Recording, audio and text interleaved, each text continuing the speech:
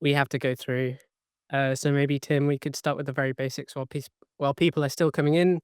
For anyone that doesn't know, perhaps listening to the recording, what is ShapeShift? Yeah, sure. ShapeShift is a DAO and a product, well, several products actually, that have been building under the same brand since 2014. It's gone through a couple of different eras as a collective, I guess. First as a centralized company until about 2018, when the US government decided to put a pretty heavy crackdown on the company. It decentralized and the DAO in 2021, launching the biggest ever airdrop at the time, and has been iterating ever since. It's now 2026, so fifth year of the DAO, I think this summer. We have 4 product lines. We have an API, we have a mobile app, we have a desktop app, app.shapeshift.com. And we also have a agent, which we're going to be debuting out of its early alpha here in the next month or so. So we've been shipping like crazy, and ever since OpenClaw and all this stuff came online, we've become an AI-forward organization. So a lot of pretty crazy changes have been happening in the ShapeShift ecosystem. I think that kind of sums it all up. So product, organization, and offerings, I guess. Yeah, I actually so just a bit before the call, I tested I suppose what we're here to celebrate, which is the Zcash integration in ShapeShift. So So good. How did it go? yeah, I tested it. It was really, really smooth. Yeah, probably it took, I don't know, 2 or 3 minutes. I just went to app.shapeshift.com. I swapped literally $6 of ETH for ZEC. And yeah, like it's already in my wallet and I can shield it. Um, so yeah, I guess thank you to the Shapeshift team for moving fast on the Zcash integration. Um, it's still not complete, Mhm. but I suppose let's dig into why Zcash on Shapeshift. Um, I suppose, yeah, Shapeshift could be seen as like agnostic towards specific assets. Um, but not to ramble, but very long time ago, I think the first wallet that I ever used was Exodus back in 2017, and I got my friend to buy me Bitcoin, and he sent it to me, and then I swapped it in Exodus, I think using Shapeshift, into Dash and Litecoin and a bunch of other coins. But back then, privacy coins were listed on Shapeshift, Mhm. and suddenly they weren't, and like Shapeshift kind of morphed into a platform where you had to log in, and now it seems like you're returning back to, I guess, cypherpunk roots. Could you speak to that? Yeah, there's a couple things there. So, and we'll end with shielded. So to zoom back out, yeah, that's one of those before my time. I've only actually been at the DAO for uh April's my 3rd year. So a lot of the early history and especially use cases was kind of out of my wheelhouse. I do know that privacy coins have been through a lot of battles back and forth with the state, which is some might say kind of the point. But when you're operating in a loose framework like Shapeshift was with Exodus at the time as their API partner, they had to comply with whatever was available. And so once they shifted to a login platform, that would be probably why privacy stuff was delisted because they got some no-nos and some heavy letters sent to them, would be my guess.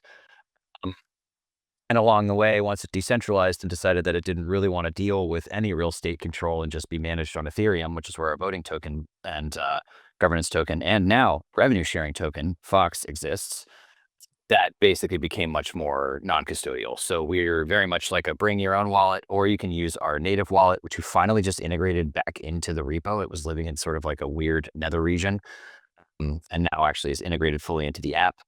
Thank you, Claude, for making that possible. More importantly, thank you to Gal, as one of our lead engineers, who's a brilliant savage.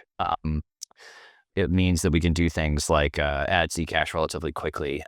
And so the backstory of why we brought it back was we always felt privacy was important. There actually is an instance called private.shapeshift.com, which has no mixed panel ID on it. Now, mixed panel is actually de-anonymized. Long story. We really believe in two things, which is like respect users, which means no PII. You can't come for PII if you don't have any of it. And B, not custodial. You should be in control. So that's kind of our whole ethos. So it was really an honor for us to bring Zcash back, realistically. And the reason it took a little bit longer than we would have liked is because we had to migrate our entire backend twice in the fall. And then we did that, and then all of a sudden chains became a lot easier for us to access. So Zcash was sort of the preeminent one that we did. It also gave a little bit more oomph to Maya Chain, one of our swappers underneath it, alongside Near Intents, which we also shipped in December as a more robust option. And in addition to Zcash, so we went above and beyond all the milestones we actually produced. It was some of our best marketing. So by far and away, it's probably been one of the best chains we've launched. And it just really felt great to sort of come full circle and do the right thing for the users. So yeah, very much in the ideals, matching the use case. That's incredible. So yeah, I think it was No Intent that I used a couple of minutes ago. Dick. Um, Great. so does the wallet take fees? And then you mentioned something about a DAO and people earning from, I suppose, holding the Fox token. Yeah. Is there like a percentage of the fees of everyone's swaps which goes to them? Yes, correct. So we do take fees. It was actually a pretty hardcore battle, sort of the beginning of my time to actually decide to run this thing like a business, which turns out DAO's running a business is a whole other conversation we can spend 5 hours on. Let's not do that. Let's table that. So right now, we just in February launched the USDC sharing. So very critically, it's not for holding, it's for staking. So you bridge your Fox to Arbitrum and then stake in the RFox contract. And every month you get a pro rata share. I think it's 30% or 25% of all of the fees that we accumulate across any of the platforms that we have. So that's all reconciled by actual humans in the loop who then make sure that the signatures are valid for the contracts to then distribute, which is pretty sweet. The fees, I believe, right now are 60 bips, which is relatively competitive. Other wallets charge upwards of like 85 or more. Ledger, I believe, is full percent. MetaMask is a percent. So we try to be a little bit more affordable for everybody and working with the 19 swappers we support to make sure that those fees don't get weird. And that turns out to be a pretty heavy lift.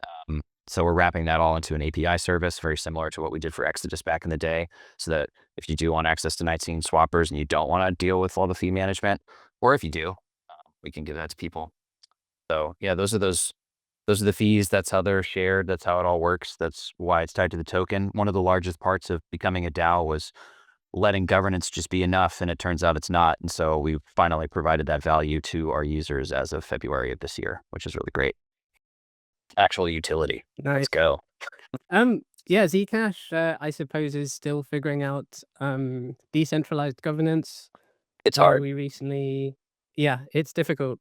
Um, yeah, so I suppose we could dig into like maybe the reasons why people might want to try Zcash. Like DeFi at the moment is pretty much all transparent. So the largest chains, Ethereum and Solana, um, by default, people use them transparently. And so, yeah, maybe my question would be, what role do you see Shapeshift taking in promoting secure, private, safe DeFi? Where do you see Shapeshift in that kind There's of That's a question. I think there's sort of a now and future type of vision to that. So for right now, considering how convenient it is to not only spin up a native wallet that supports things like Zcash and other chains under the hood, but you can also bring your own and connect it to the platform so you can swap into custom addresses. I was listening to this guy colluding Node on just like a really small uh, Twitter space. I think he's joined one of the dev teams at Zcash recently. And he mentioned he uses Zcash basically to spin up new wallets all the time. So in terms of like immediate value, that's definitely something Shapeshift excels at.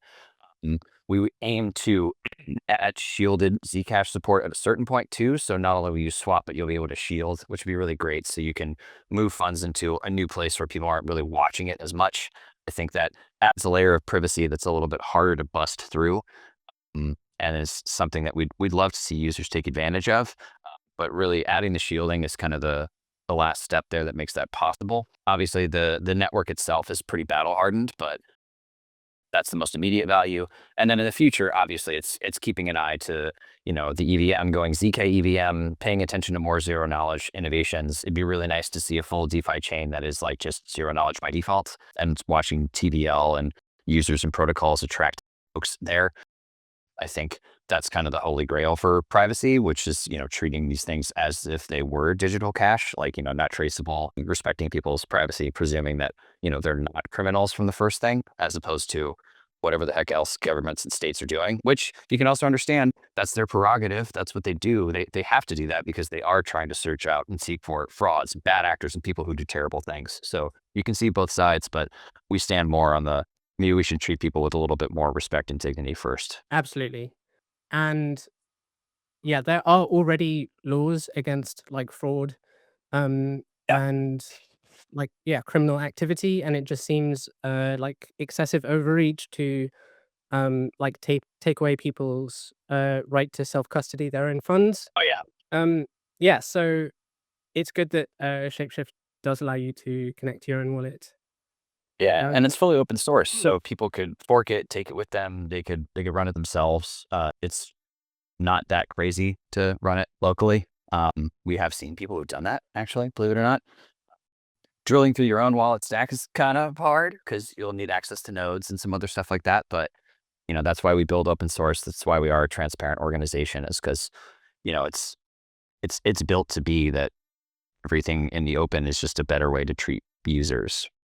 yeah, I suppose Disma, did you have any questions for Tim? Yeah, well, not really a question, more just a comment.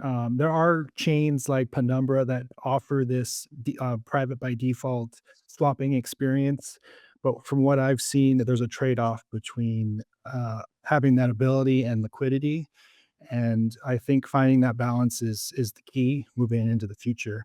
But I'm super excited with the integrations that I'm seeing with through Shapeshift. I similar to you, Squirrel. I used them a while back while they still allowed like Monero and Zcash swaps, and I'm super excited that they've come back, and it's fantastic use case. And I'm also really excited to get to know more about on the DAO side, because for some folks who may not know, Zec Hub has a DAO itself. It's run on a Cosmos based chain through DAO, but it's very similar in the sense that we're using it as a coordination tool.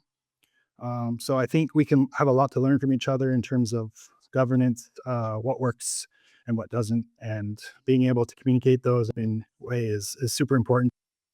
And I'm happy that uh, this is working out.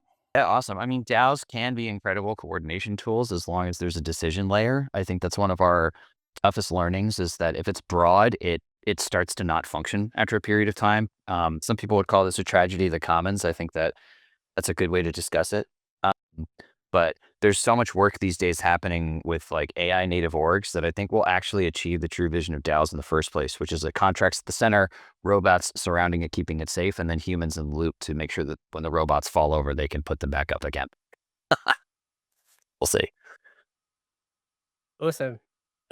Yeah, so I suppose we are going to have a tutorial coming very soon, which shows people how to perform a swap using Shapeshift Wallet. And so this is available on mobile and desktop, Tim. It is indeed. Yeah, we should be in the App Store on both Google and iPhone. So yeah, Android, iOS. Hit us up if you hit any bugs. There should be support directly in the app.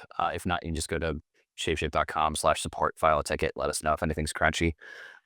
It's actually kind of funny, like the iOS app isn't actually native. So if you find anything in there that feels like it's not as smooth, let us know. We've been really obsessed with making that UX great. It became awesome this August due to one of our other stellar devs really making that feel fantastic. So we're really proud of it, and it took a long time for it to get there. So yeah, I can't wait to see what you guys come up with the tutorial. And like I said, I'm writing a spec right now for the shielded support so that hopefully we can pick that off in the next coming months so that it's like smooth and it feels really good. Cause I, I went through quite a few different apps on my phone just to try shielding. And I think that there's definitely a lot of room to make that clearer to users, feel more smooth, and then just explain the benefits.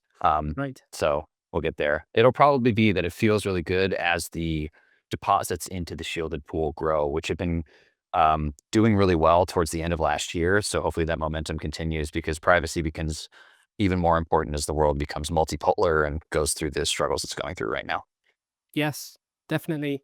Um, you can go to zcup.wiki/dashboard and we show the network metrics like the growth of the shielded pool. One of the most important factors, I think, in why the Zcash shielded pool, or specifically Orchard, grew so quickly and so much was because of this Zashi wallet, now called Zodl, and because the UI and the UX was really smooth for people. It just became like a natural action that people chose privacy. So hopefully with the Shapeshift wallet, like it can be that good where it grows the anonymity set and like people benefit 2 times over. Yeah, totally. It's hard to grow something based on principles alone, but yeah, that's the whole rest of the documentation there. Yeah, kudos to the Zottle team. I saw they just raised funds from literally everyone who cares in the space, and it's awesome to see them grow.